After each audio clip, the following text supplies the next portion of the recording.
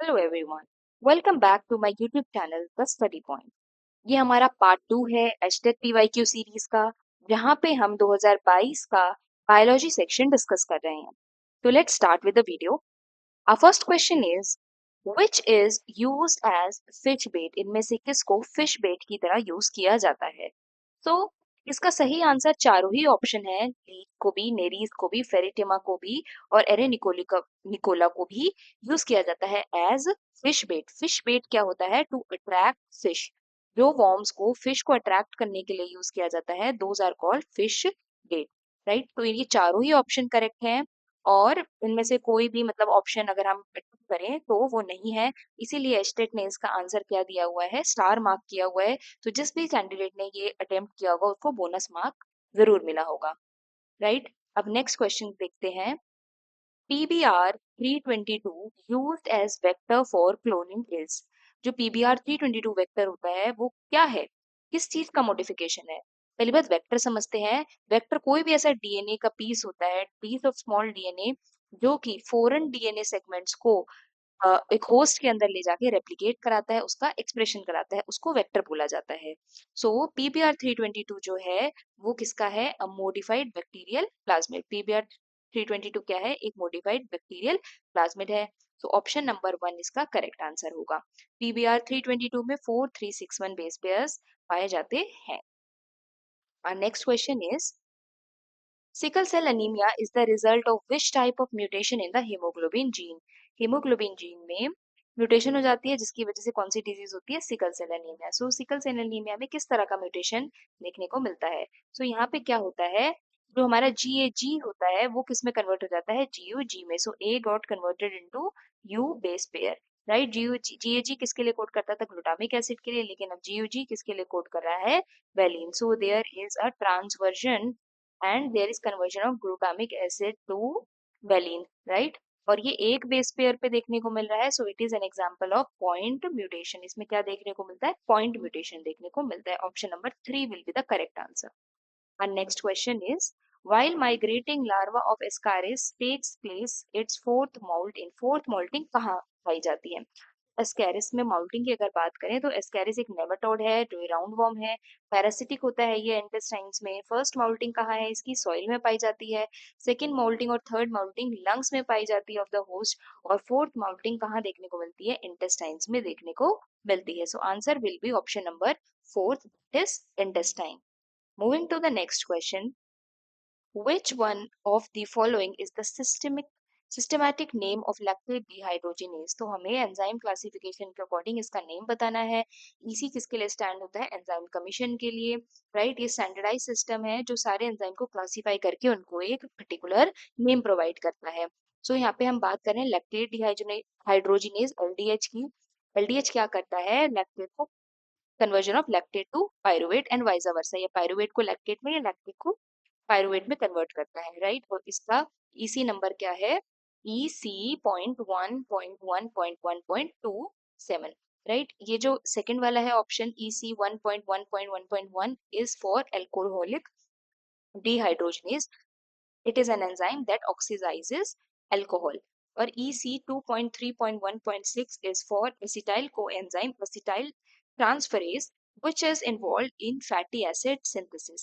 and EC.1.11.16 is for cytochrome C peroxidase। किसके लिए होता है ये? cytochrome C peroxidase के लिए होता है, that catalyzes the reduction of hydrogen peroxide। सो इसका सही आंसर क्या होगा? Option number 1।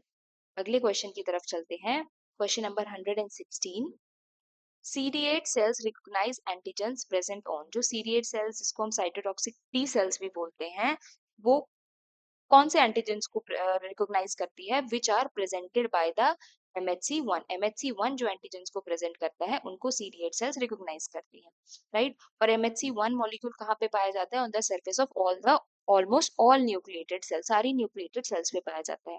सो एरिथ्रोसाइट में तो न्यूक्लियस पाया ही नहीं जाता।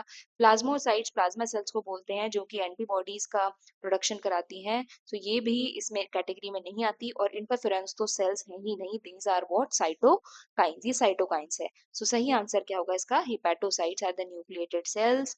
राइट, जिसको एंड जो CD8 सेल्स एंटीजेंस रिकॉग्नाइज करती हैं, those are present on what, hepatocytes. Option number 3। अब अगले क्वेश्चन को देखते हैं, epidermal scales are present in, epidermal scales कहाँ प्रेजेंट होते हैं? तो लिजर्ड्स जो रेप्टिलिया को बिलोंग करती हैं, उनमें क्या देखने को मिलते हैं? एपिडर्मल स्केल्स देखने को मिलते हैं। स्कोलियोडॉन जो कार्टिलेजिनस फिश है, उनमें क्या है, प्लेकोइड स्केल्स देखने को मिलते हैं। रैबिट्स में जो है एपिडर्मल स्केल्स नहीं होते, उनमें स्केल्स जो पाए जाते हैं वो टेल्स और पॉज में पाए जाते हैं। और फ्रॉग्स जो एम्फीबियंस हैं, उनमें कैसे स्केल्स देखने को मिलते हैं? डर्मल स्केल्स देखने को मिलते हैं, ना कि एपिडर्मल स्केल्स। तो इसका सही आंसर क्या होगा? Lizard, option number 3। अगला question, which of the following is not needed during formation of acetyl coenzyme A from pyruvic acid? Pyruvate से एसिटाइल कोएंजाइम के बनने में क्या चीज रिस्पॉन्सिबल नहीं है, क्या चीज काम में नहीं आती?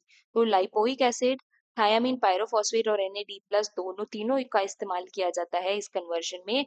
बट जो एकोनेटेज नाम का एंजाइम होता है वो किस साइकिल में देखने को मिलता है? क्रेब्स साइकिल में, सिट्रिक एसिड साइकिल में देखने को मिलता है, ना कि पायरुवेट से एसिटाइल कोएंजाइम के कन्वर्जन में। सो इसका सही आंसर होगा नॉट इन्वॉल्व पूछा है, so option number 3 that is aconitase will be the correct answer. हमारे पास नेक्स्ट क्वेश्चन है, select the incorrect sequence of geological periods era during the using the codes given below. इनमें से सही हमें सीक्वेंस बताना है। तो ट्राइएसिक, जुरासिक, क्रीटेशियस, ये बिल्कुल सही सीक्वेंस है, जो कि पीरियड्स का सीक्वेंस है with in the Mesozoic era. Triassic के बाद जुरासिक आया था, जुरासिक के बाद क्रिटेशियस आया। So this is the correct. Then option number B is Paleozoic, Mesozoic, Cenozoic. ये भी जो एरा है उसका सही सीक्वेंस है, Paleozoic, Mesozoic and then Cenozoic। जबकि इन जो ये है पीरियड्स का जो ऑर्डर है, डेवोनियन, सिलियूरियन, कार्बोनिफेरस, ये गलत है। एक्चुअल में करेक्ट ऑर्डर क्या होना चाहिए था? सिलियूरियन, डेवोनियन, उसके बाद कार्बोनिफेरस। सो ये ऑप्शन गलत है। सो इसमें पूछा क्या है? इनकरेक्ट पूछा है। सो इनकरेक्ट क्या होगा? Only C, option number 3। Moving to next question, skulls in the members of ratitae. Yes, ratitae के जो मेंबर्स हैं उनमें किस तरह का स्कल पाया जाता है? सो रेटाइटी में बर्ड्स आती हैं, ऑस्ट्रिच, इम्यूस जैसी कुछ फ्लाइटलेस बर्ड्स आती हैं, और इनमें किस तरह का स्कल पाया जाता है? ब्रोमा ईगो इयोग्नेथस, ब्रोमा इयोग्नेथस टाइप का स्कल पाया जाता है, राइट? सो इसका ऑप्शन क्या होगा? Option number 3 will be the correct answer. Now moving to next question. Select the correct definition of osmosis. Osmosis की correct definition पता करनी है, right? So osmosis क्या होता है? When there is the movement of water from its higher concentration to lower concentration through the semi-permeable membrane. Semi-permeable membrane का होना बहुत ज़्यादा ज़रूरी है. So option number 2, movement of water from its higher concentration to its lower concentration through semi-permeable membrane will be the correct answer. अगले question की तरफ चलते हैं। The length of food chain is limited by, food chain की length कितनी होती है, कितने ट्रॉफिक लेवल्स तक ये लिमिटेड होता है? तो हम कहते हैं 3 से 4 ट्रॉफिक लेवल्स तक लिमिटेड होता है। इसका रीजन क्या है? Due to the 10% law of energy, जो है कि अगले ट्रॉफिक लेवल पे जितनी एनर्जी होगी उसका सिर्फ 10% जाएगा। तो हायर ट्रॉफिक लेवल पर जाते जाते एनर्जी बहुत कम बचती है, इसीलिए एक आइडियल सी फूड चेन में 3 से 4 ट्रॉफिक लेवल तक ही पाए जाते हैं। सो option number first 3 to 4 will be the correct answer.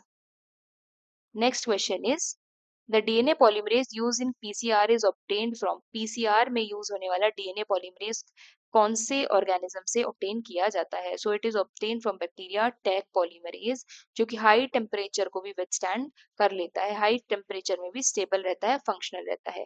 Bacillus थ्यूरेंजेनेसिस BT जिसको बोला जाता है, उसके पास कुछ इंसेक्टिसाइडल प्रॉपर्टीज होती है, हमने बीटी ब्रिंजल, बीटी कॉटन पढ़े हुए हैं। Agrobacterium tumefaciens genetic, plant genetic engineer इसको बोला जाता है। और मिथेनोजन्स इस ऐसे तरह के आर्की बैक्टीरिया होते हैं जो कहाँ पाए जाते हैं? In the gut of ruminants में पाए जाते हैं। सो इसका सही आंसर क्या होगा? It is obtained from Thermus aquaticus. Option number 3 will be the correct answer. Now moving to the next question.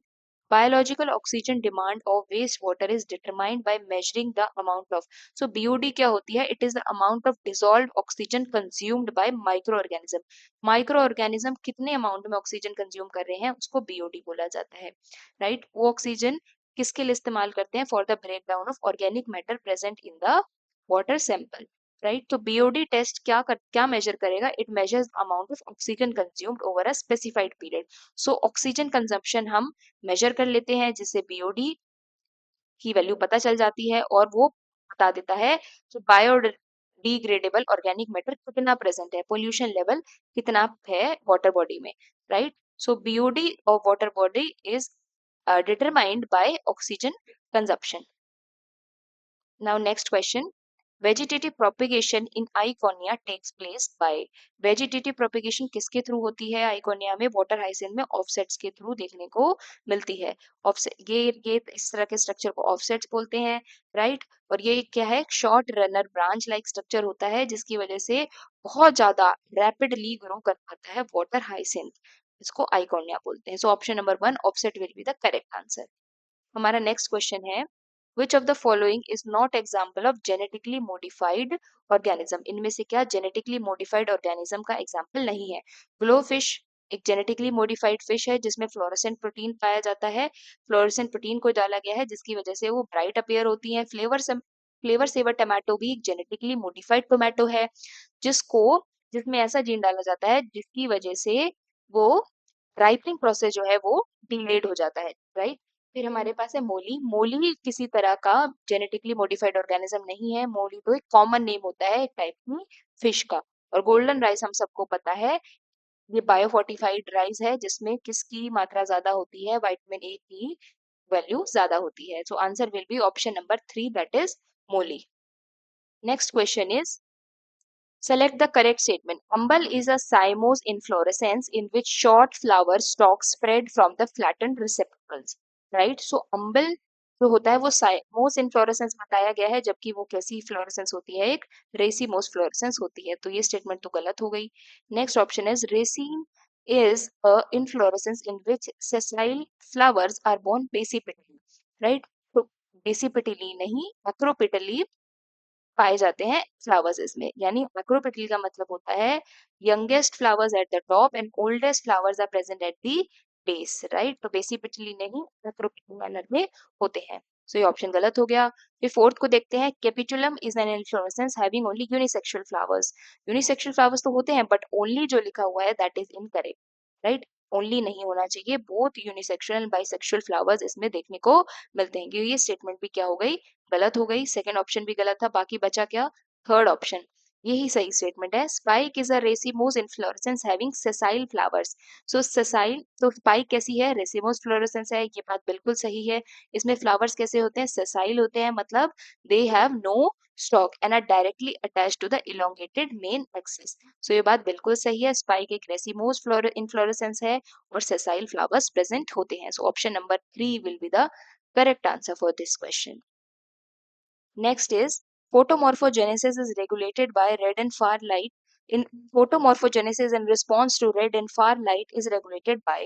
तो photomorphogenesis किससे regulate होता है? That is regulated by the phytochromes. Phytochrome pigments होते हैं जो कि कहाँ पाए जाते हैं? इन plants that act as photoreceptors. ये किसकी तरह act करते हैं? photoreceptors की तरह act करते हैं और absorb करते हैं red और far light को। फोटोमॉर्फोजेनेसिस ऐसा प्रोसेस होता है जिसमें लाइट इफेक्ट करती है प्लांट की ग्रोथ को, उसकी डेवलपमेंट को, और उसमें कुछ मॉर्फोलॉजिकल फिजियोलॉजिकल चेंजेस लेकर आती है, right. So photomorphogenesis is regulated by phytochrome. Option number 3 will be the correct answer. अगले क्वेश्चन की तरफ बढ़ते हैं।